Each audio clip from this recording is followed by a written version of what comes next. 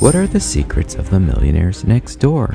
Let's go back to 1996 when AOL was the fastest internet service, Tickle Me Elmos were the hottest Christmas gift, and I was in the 7th grade working on my first side hustle of writing essays for my classmates in exchange for lunch money. But also in 1996, a more noble academic pursuit was achieved by two researchers named Stanley and Danko, who published a book called The Millionaire Next Door. In it, they interviewed 500 millionaires and surveyed 11,000 high-net, high-income people over the course of 20 years, and what they found was absolutely shocking. You see, the general perception of millionaires is that they lead lifestyles that include a big house, luxury cars, and expensive vacations. And a stereotypical millionaire acquired their wealth through inheritance, advanced degrees, or luck. But the reality was that the millionaires they studied were more humble and acquired their wealth through hard work, planning, frugality, and self-discipline. While this book in some ways might be a bit dated, in my opinion, its value is that it shows that building wealth is not really beyond the grasp of the average person, and wealth building is a process that has many variables within our control.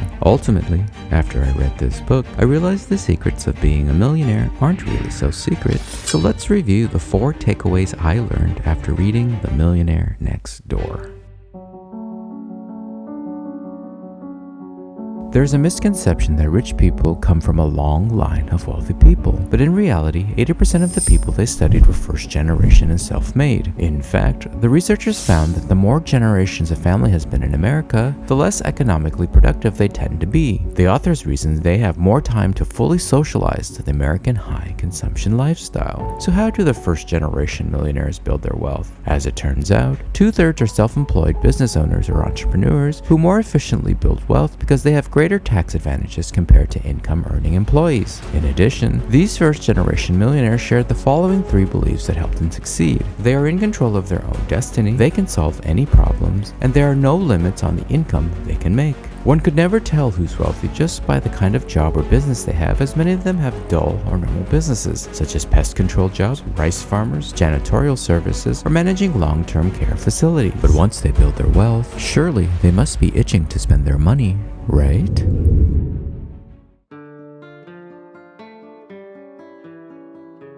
In their research, they found that the majority of millionaires are frugal, meaning they do not need to appear rich. They see a lifestyle of lavish spending and hyperconsumption as wasteful, and they live well below their means. They like to shop at department stores for their suits, shoes, and watches, and don't buy bespoke, custom, or luxury. They tend to buy domestic cars and not foreign luxury cars. They are surrounded by frugal people, as their parents were frugal, and their spouses also tend to be frugal. You see, wealthy people believe that financial independence is more important than showing off their wealth and actively strive to conserve their wealth. As you can see, this is the boring lifestyle that you don't see on Instagram. And wealth just doesn't fall into the lap of millionaires through luck or inheritances. In fact, the millionaires spend a considerable amount of time playing good offense and meticulously plan their financial future. First, they keep their own homes in order and they operate on an annual budget. They know exactly how much they spend on food, clothing, and shelter, and they have clearly defined daily, weekly, monthly, annual, and lifetime goals. With their houses in order, they focus their attention on investments. The researchers found a strong, positive correlation between investment planning and wealth accumulation, and millionaires spend on average 8 hours per month on investment planning versus only 4 for the non-millionaires. The millionaires feel they have sufficient time to manage their investments and do this before other activities, whereas non-millionaires feel they are too busy and can't devote enough time. When it comes to investment picking, successful millionaires tend to be thoughtful in their analysis and buy and hold for the long run, whereas non-millionaires spend less time researching and more time trading. You might be noticing a trend that being a millionaire is actually quite boring, but I also hope you're having the thought, hey, I can do this too. And the news keeps getting better because contrary to popular belief, you actually don't need a high income to be wealthy either.